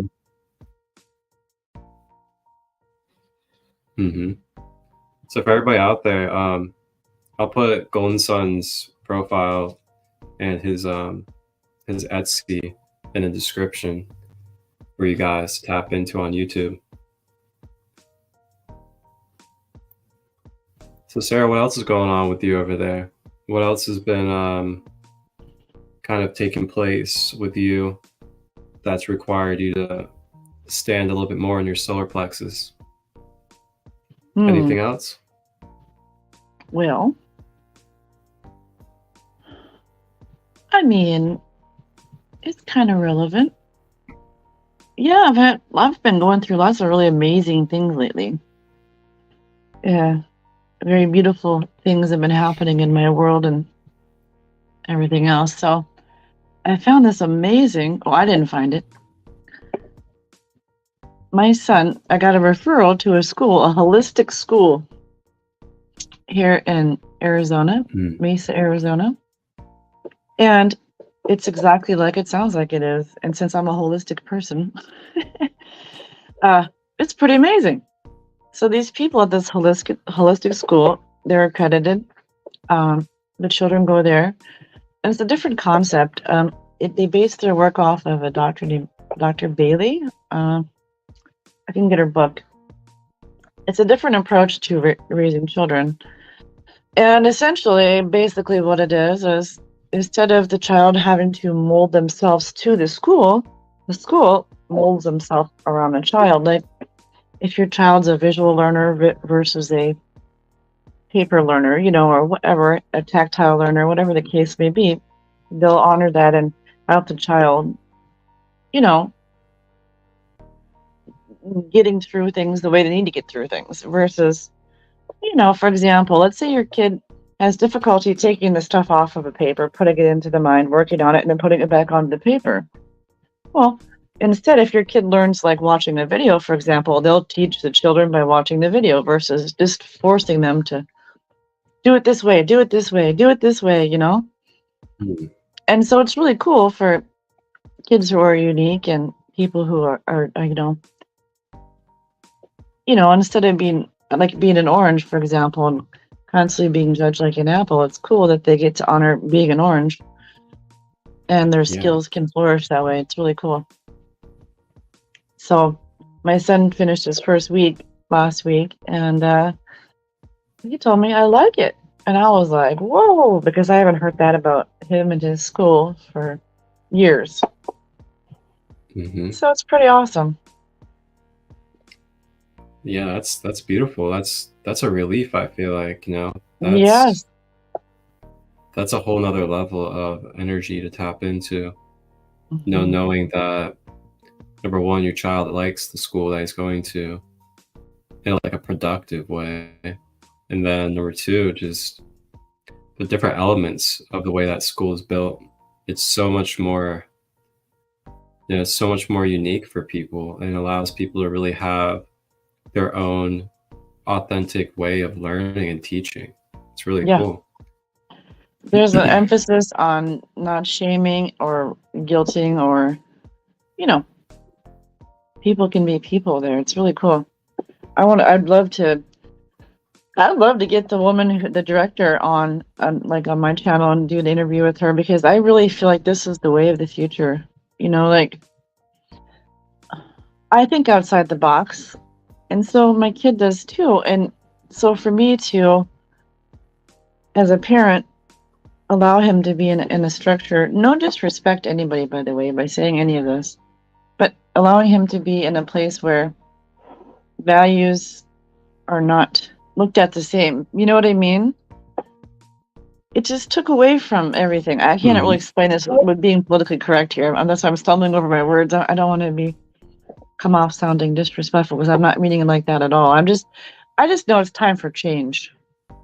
And if I'm correct about this, our school system was made back in the industrial age when it was, repeat, repetition, be on time, stand in line, stand right here, raise your hand, these things. For what? To make obedient workers. Well, the kids of today are so much different than even when I was young. And I'm not even old, And so, all that being said, it's time for us to revamp the school system so children that are oranges don't keep getting judged like apples. You know, I mean, this is one small thing. The second thing we can do is, I mean, there's everything, right? I don't want to go into all this now, but like we talked about briefly last week or last time, the medical system also needs to be revamped. It's no longer a medical system, the health system. It's insurance and pill system. You know, it's not effective. And so I could go on, but the point is that I see change and we need to embrace it in order to bring it in. So Absolutely. I'm really grateful that I found this school. It's called Serenity Learning Center. It's pretty cool. Be the change you wish to see, right? Absolutely. What a good example you're demonstrating with that.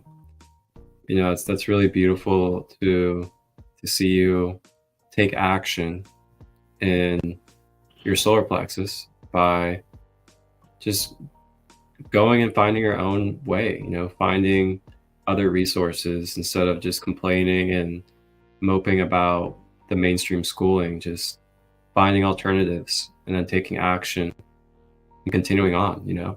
And that's one of the things I feel like is a great reminder for us and how we can continue to clear and activate our solar plexus is, you know, try not to stay so hung up on the things that are problems or the things that you don't like.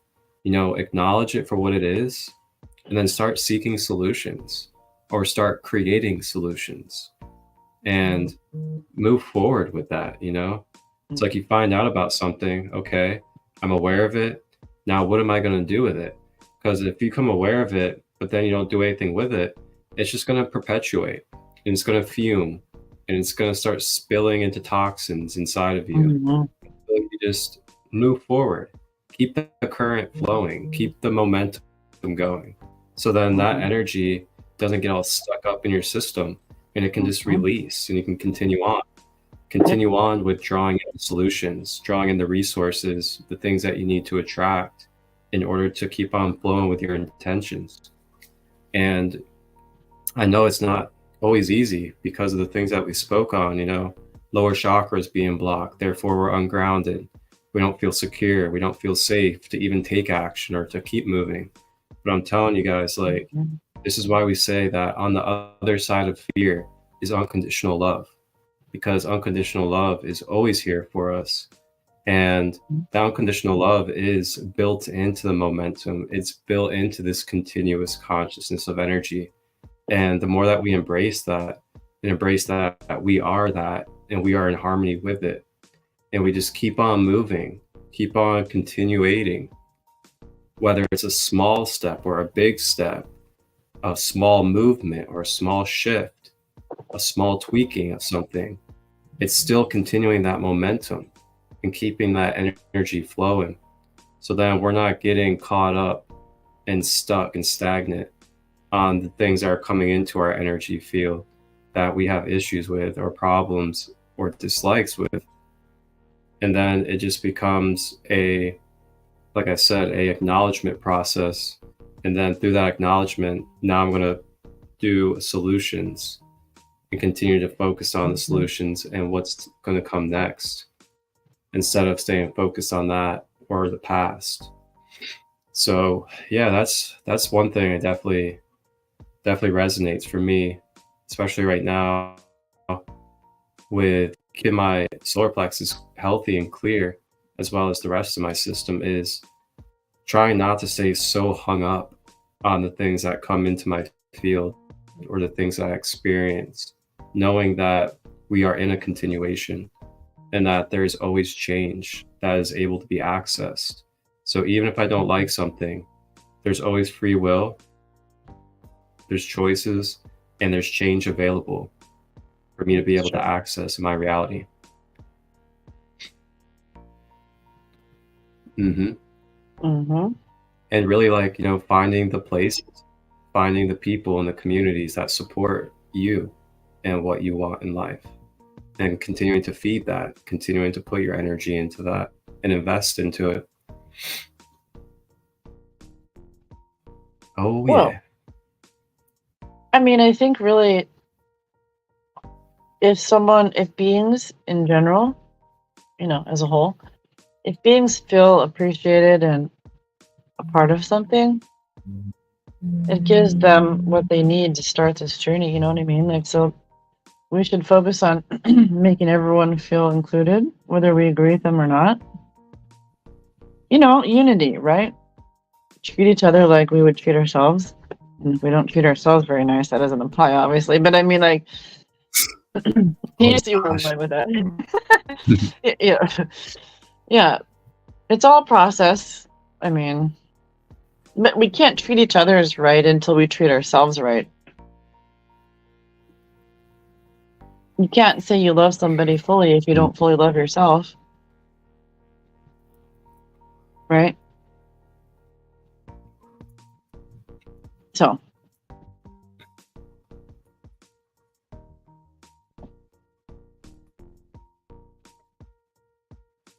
It starts within, like you said.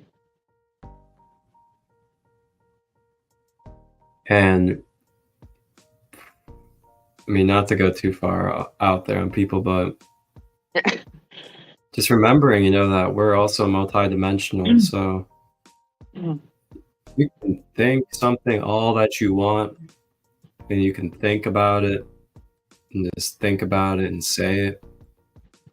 But you have a third dimensional body.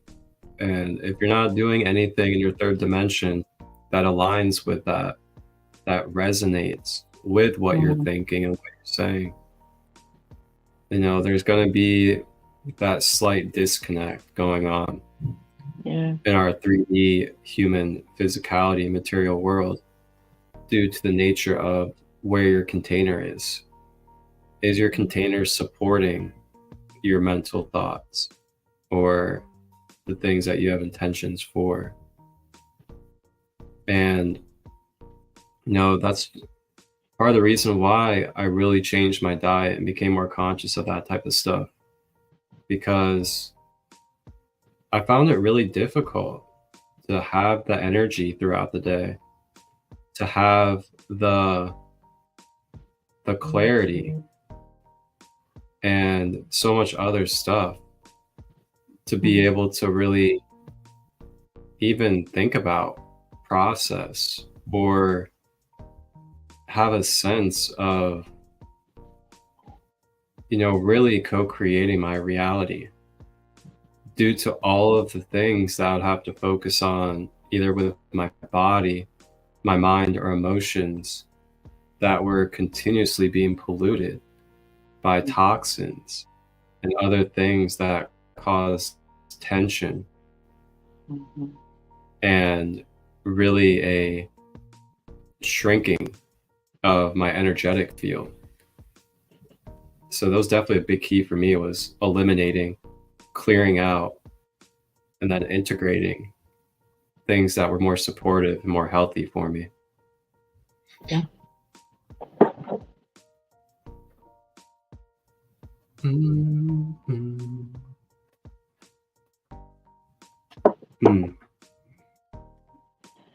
What a time we're in. Very, very good information. Yeah, absolutely. Thank you for sharing. Yeah. I'm just thinking about, I really like when you give the list, because I had this thought last time with the root chakra, when you talk about what the attributes are, and then if it's closed or if it's overactive. I've started, like, for example, with my son, I made like a little chart, this little list, and whether or not I think whichever chakra of his is closed or not closed, or overactive or fine or whatever. And so I suppose it would give me a perspective on where to go to help him on his healing journey with his energy, So you can do it for yourself as well. As you go through those, lists and everything each week, people could just write down whether they feel like they're blocked, balanced, overactive, And it might be Ooh. pretty interesting to see as a whole. That's why I was doing it, to see as a whole what his whole system looks like, as far as whether it's balanced, not balanced, Oh. all that, Because maybe that's a part of the reason why ADHD exists, for example. Blocked, unblocked, unbalanced, all these different things, right? So you feel scattered. I don't know. Just a thought. Oh, So absolutely. It anyway, definitely I thought is. it was pretty cool. Yeah. Yeah, it's the thing is like all these labels and all these identifications Yeah. are all based off of frequencies of energy. So like if we Mhm. can understand that, oh, I'm I'm dealing with depression. I'm dealing with depression because my life force energy is stuck in my root chakra and it's not able to Yeah. be expressed to the rest of my being. Yep. Oh, I'm anxious. I'm anxious because I have a overfluctuation and overstimulation of energy flowing through me. So what's Yeah. the key to that? The key to that is to counteract it with the balancing force, which would be the ground, and do things that are grounding. If I'm full of depression, what would be the counterbalance to bring activation or clearing to that? It would be to activate myself, to do things that uplift my energy, that raise my kundalini, Yeah. such as dancing, inner child play, Mhm. fun and joyful things. So that's why when you see like we go through depression, typically the things that help us get out of that is the things that are joyful, the things that are uplifting, doing things that allow us to have fun and let go of those negative things. But we live in a society now where these physical 3D labels get slapped onto us, and then we're not diving into the fine details of the mechanics and operations behind why something is happening and how it's happening.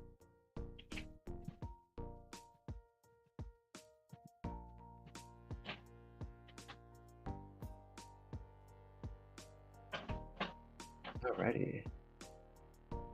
Getting part 3 of Instagram up.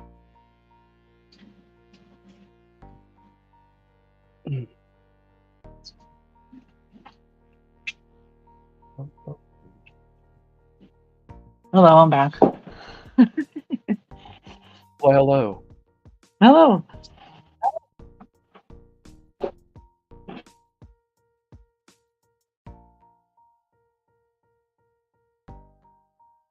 Alrighty. Is there anything else that you have in mind to share for the collective? Hmm.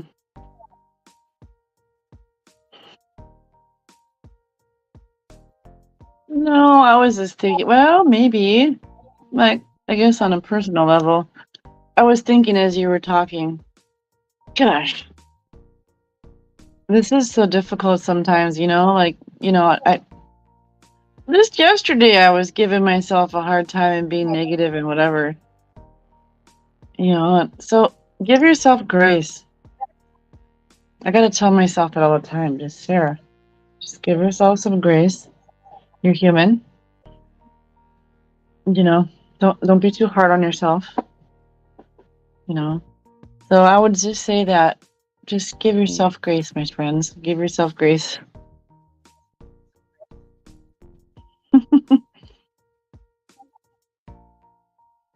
Yeah, definitely helps a lot while on the journey. Mm, yeah. And I'll add to that too. Try to remember that with that grace, and the reason why you can give yourself that grace is because you have the next moment. You have the next moment to be able to make a choice. And when you become aware of whatever it is that you become aware of, and you know, you hate it, you like it, whatever it may be, just know that in the back of your mind, you always have a choice of what to do with it. Mm. So you don't have to stay caught up on it. You don't have to stay caught up on beating yourself up. You know, the key is to be able to shift into being a solution creator, into being the co-creator, instead of allowing a problem or an issue or an experience to define you or to stop you and limitate you. Just remembering that you can make a choice, and then you'll be given the free will, and you have the free will to be able to alter the vibration that you're in at that moment.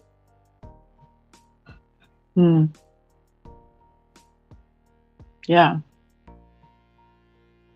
And it's okay if, like I have to tell myself sometimes, you know, sometimes I lose my cool a little bit, you know, whatever. I gotta tell myself, hey, it's cool. You're fine. Don't get angry with yourself. Don't shame yourself. Don't beat yourself up. Just move forward. Mm-hmm. You know? Yeah, absolutely. Yeah. So we gotta remember too, like, you know, we're a full range spectrum being.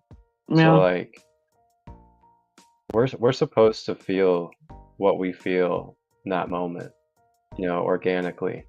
Yeah. And the key is like, what are you gonna do with that?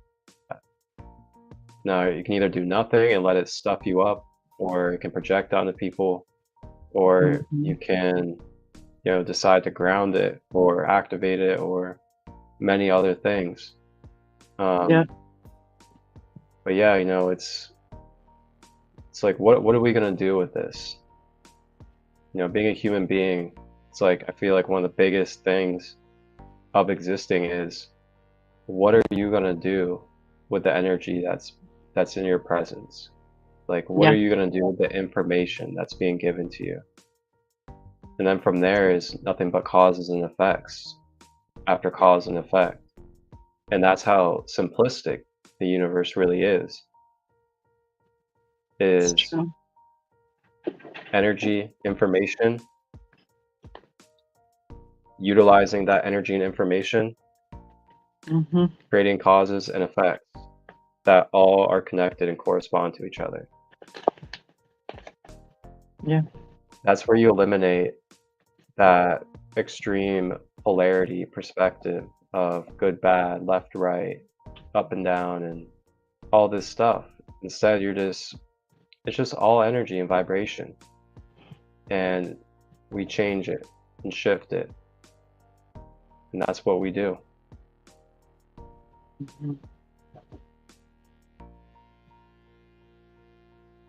Yep. Very true.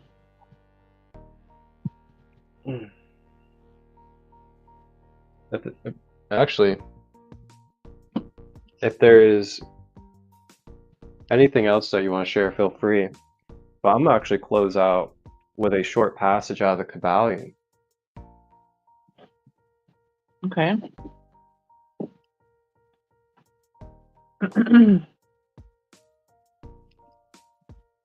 And the Kybalion, for everybody out there, is the Hermetic philosophy, the teachings of Thoth, ancient Egyptian mystery school knowledge, as well as Greek. And what I'm going to read here is about experiences and entanglement. This might be a great refresher for us, and remembering who we are and what we're doing here. All right. So this is in the introduction of the Kybalion. So it's in the very beginning. And it says, in ordinary human consciousness, that which experiences is entangled with that which is experienced. We believe we are what we experience. We believe we are the thoughts and emotions that pass through the mind. We become what we behold. It can be difficult to detach the two, but I believe that this is the precisely the goal of many forms of meditation. The self, as pure witness, watches all phenomena, mental and physical, inner and outer, pleasant and unpleasant, as images passing across the screen of the mind. In this sense, we can say that all is mental. Notice also that the interaction between self and phenomena and self vary. Self can identify with the contents of its experience, or it can detach itself from them. It seems likely to me that neither of these stances is absolute, and indeed, they can alternate or appear to alternate rapidly in many cases. Self identifies with its contents, then it detaches itself from them.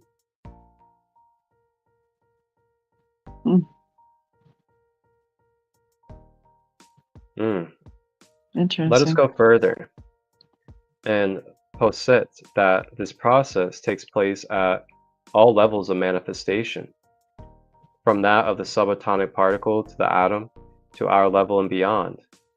If we posit some kind of process where this goes on constantly, and shall we say habitually, we now see the source of the vibration, quote unquote, that the Kabbalion describes, and which, as it points out, is the standard feature of the universe.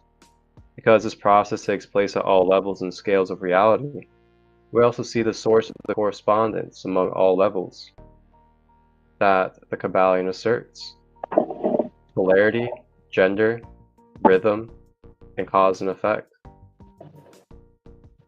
Yeah, I just wanted to read that as a nice esoteric reminder of,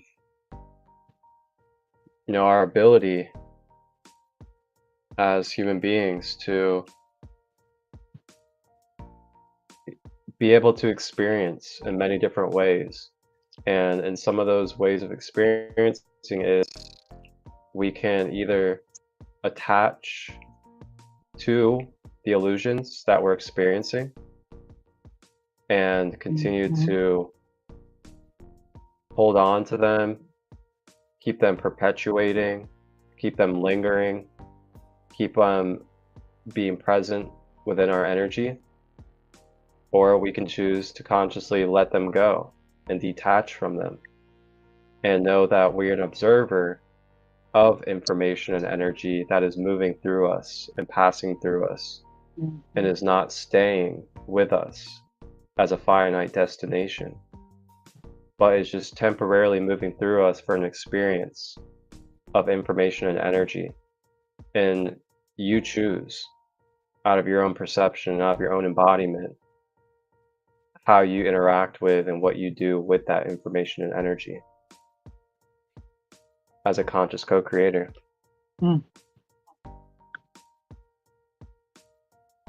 Indeed. Or are we going to allow the information and energy to be too big for us, too hard for us, more than who we are?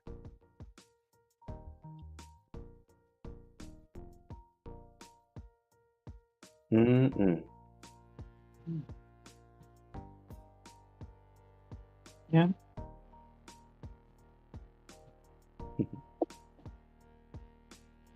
Very good. Yeah, it's a trip. Yeah. The paradoxes. For sure.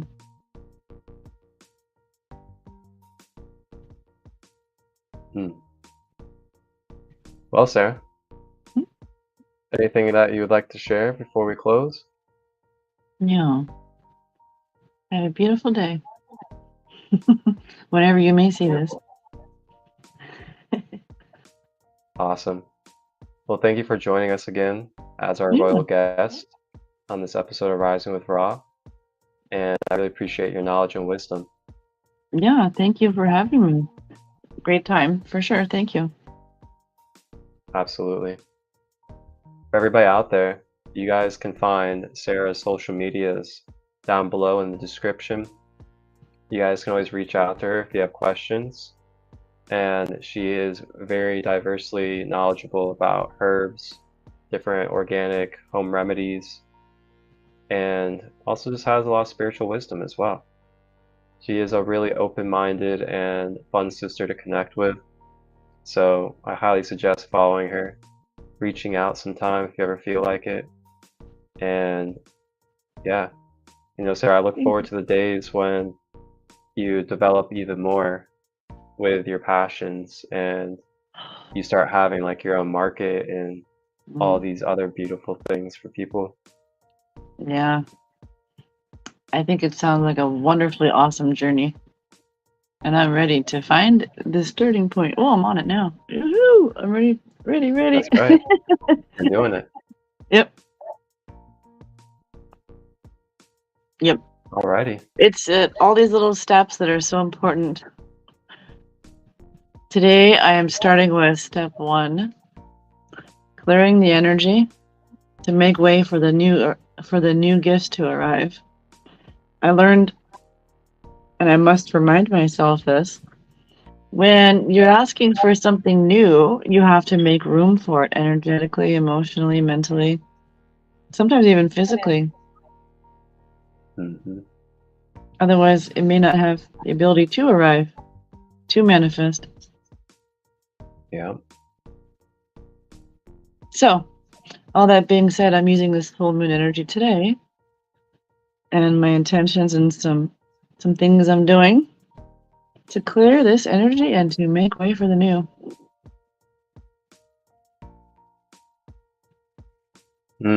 I feel that.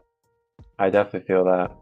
I feel a lot of energy at the surface right now in my being that's just ready to be released. Yeah.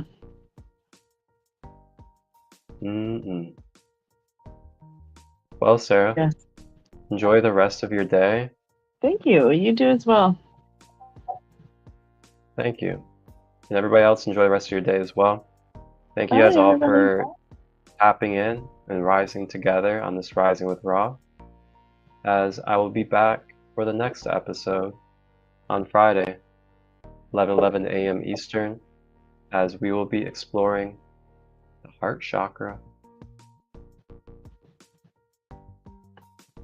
Awesome. And with that being said, you guys can also catch me on Wednesday at 1 p.m. Eastern for the next episode of Ascending Beyond Limitations, the Raw Material, with Sandy Marshall. Yeah, I like your guys' show. It's as awesome. We will be. Thank you. Go check it out, guys. It's so cool.